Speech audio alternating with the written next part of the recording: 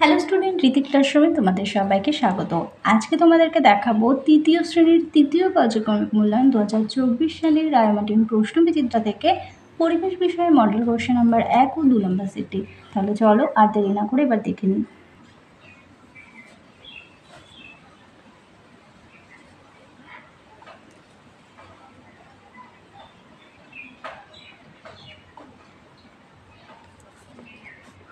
প্রথম প্রশ্ন নিচের এক দাগে আছে নিচের প্রশ্নগুলোর উত্তর লেখো।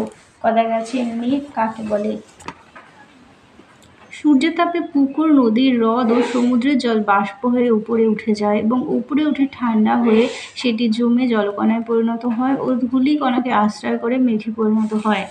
এরপরে দেখো, শরীর সুস্থ রাখতে কি কি করা উচিত? নিয়মিত ব্যায়াম করা, প্রতিদিন নিয়মিত জল খাওয়া, প্রতিদিন সবজি ও ফলমূল খাওয়া, পর্যাপ্ত পরিমাণে ঘুম ও বিশ্রাম করা প্রয়োজন। গদাক বেনিয়া সহ কলা বলতে কি বোঝো? বৃষ্টির পর বাতাসেতে জলকণা থাকে, তাতে সূর্যের আলো পড়ে 7টি রঙে ভেসে যায়। একেই রামধনু বলে। রামধনুর 7টি রং। এই রং যখন সূর্যের আলো পড়ে তখন সেগুলো আরও উজ্জ্বল দেখায়। 7টি রং প্রথমে থাকে বেগুনি, তারপর নীল, আকাশি, সবুজ, হলুদ, কমলা, লাল। এদের একত্রে বলা হয় বেনিয়া সহ কলা। পরের প্রশ্ন, দিগন্ত রেখা কাকে বলে? আকাশ যেখানে মাটিতে মিশেছে সেই দূরের জায়গাটাকে দিগন্ত রেখা বা দিকচক্র রেখা বলে। চাঁদ ও সূর্য ও চাঁদের মধ্যে পার্থক্য লেখো।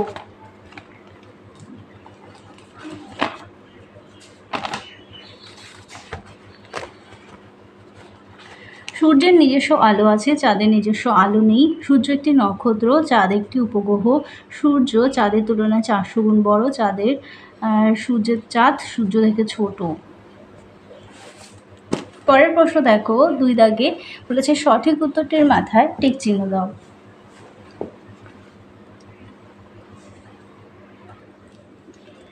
কথা গেছে মাদুর বোনা একটি ঘরোয়া শিল্প। খদাক বাজ বেশি পড়ে তাল গাছে। গদাক ওষুধ পাওয়া যায় বাসক গাছ। ঘদাক চা কফি হলো বাগিচা সম্পদ। উমদাক পূর্ণিমার পরের দিন থেকে শুরু হয় কৃষ্ণপক্ষ। এবার দেখো, শূন্যস্থান পূরণ আছে। পুকুরের জল বাষ্প হয়ে মেঘ তৈরি হয়। আর জল ভরো, জল বাঁচানোর চেষ্টা করো। গদা পূর্ণিমার দিকে যত যাবে চাঁদটা তত গোল হবে। গদা কোথাও জলের কল খোলা দেখলে বন্ধ করে দেবে। কুমুদাক শহরে জেব্রা ক্রসিং দিয়ে রাস্তা পার হবে। এবার বলেছে নিচের ছকটি পূরণ করো। প্রাকৃতিক সম্পদের নাম যেমন জল, পুকুরে, নদী, নালা, খাল, বিল আছে।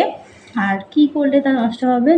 জলে নোংরা ফেললে, গরম স্নান করালে, কাপড় কাচলে জল নষ্ট হবে। এরপরে দেখো মাটি কোথায় আছে? চারিপাশে। জমিতে কীটনাশক সার দিলে, নোংরা ফেললে, প্লাস্টিক ফেললে। এরপরে দেখো বায়ু চারিপাশে আছে। কলকারখানা, যানবাহনের ধোঁয়া, গাছ কেটে ফেললে বায়ু দূষিত হয়। এরপরে আছে গাছ, বন জঙ্গলে আছে। আর গাছ কেটে ফেললে, কীটনাশক সার দিলে নষ্ট হয়। এরপরে দেখো টিকা আছে কুটির শিল্প আর সাশ্রয়ী সম্পদ। ঘরে বসে ছোটোখাটো যন্ত্রপাতি ও হাতের সাহায্যে ও অল্প শ্রমিকের সাহায্যে যে শিল্প গড়ে ওঠে তাকে কুটির শিল্প বলে। যেমন কাঠের মিস্ত্রি আসবাবপত্র বানায়, বাঁশের ঝুড়ি তৈরি করে, মাদুর বোনে। এরপরে ছিল সাশ্রয়ী সম্পদ। দেখে নাও, সুস্থ শরীরে স্বাস্থ্য আমাদের সম্পদ। তার জন্য আমাদের কতগুলো নিয়ম মেনে চলতে হয়। নিয়মিত ব্যায়াম, সাঁতার কাটতে হবে, পরিমাণ মতো জল খেতে হবে। খালি পেটে জল খাওয়া খুবই উপকারী।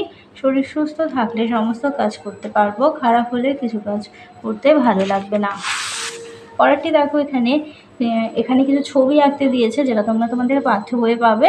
এরপরে আমি চলে যাই 2 নম্বর মডেল সেটে। বলেছে শূন্যস্থান পূরণ করো। কদাক ছায়াপথে অনেক ধূলিকণা থাকে। খদাক বাগানের ফল হলো বাগিচা সম্পদ। গদাক বাড়ি তৈরি করাকে বলে নির্মাণ শিল্প। ঘদাক পূর্ণিমার পর শুরু হয় শুক্লপক্ষ। উমদাক সূর্যের আলো 7টি রঙের মিশ্রণ। এবার দেখে নিই 2 দাগের ঠিক উত্তরের নিচে দাগ দাও। বলেছে উর্বর মাটিতে গাছপালা তাড়াতাড়ি বেড়ে ওঠে।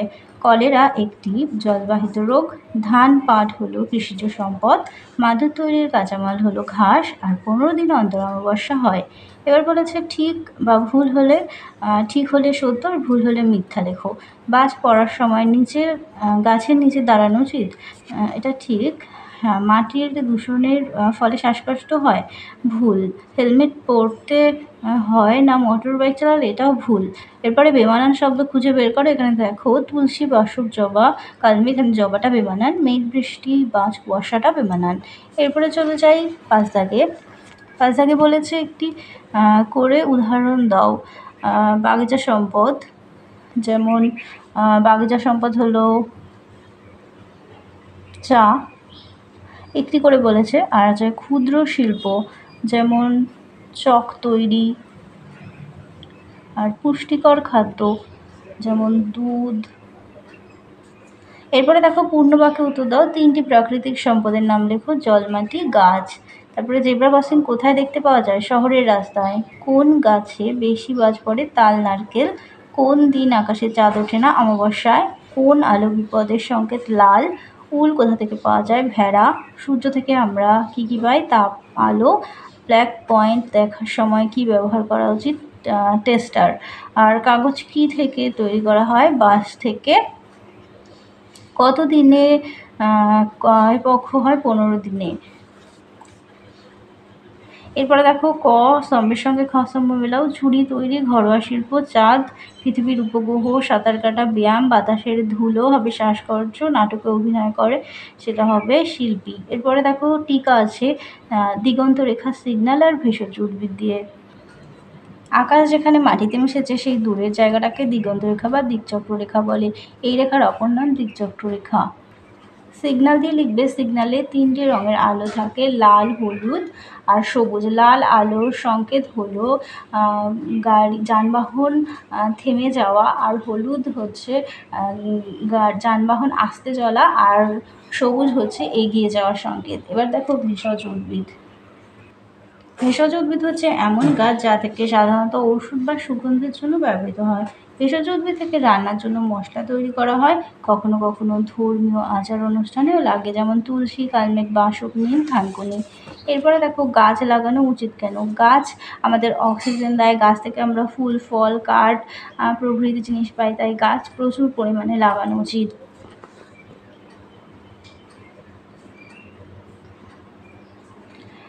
খদাকে দেখো জল সংরক্ষণের 2টি উপায়।